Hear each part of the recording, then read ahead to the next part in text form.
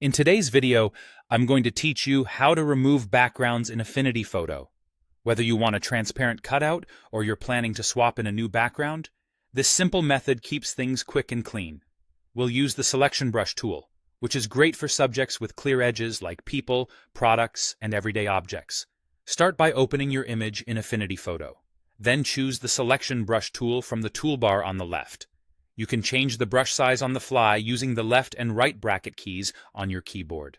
Smaller brushes help you trace tight corners and fine details. Larger brushes are faster for broad areas. Now paint over the subject you want to keep.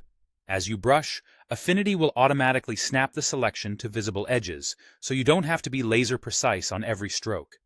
If it grabs more than you intended, hold Alt on Windows or Option on a Mac while brushing to subtract from the selection. You can quickly toggle between adding and subtracting this way as you refine the outline. Once your selection looks solid, click Refine in the Context toolbar. This step is where you clean up tricky edges. Use the sliders to smooth and feather as needed, and switch to the Refine brush to paint over areas like hair, fur, or semi-transparent edges.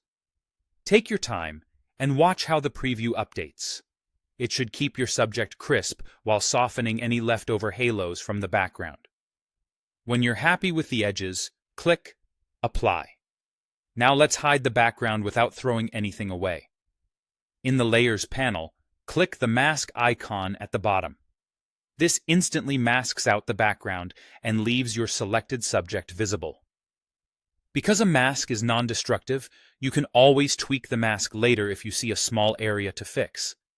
If you'd rather permanently remove the background, you can press Delete instead. Just make sure the layer is rasterized first, so the Delete command works as expected. Press Ctrl or Command plus D to deselect, and you're done. Your subject is now isolated with the background removed.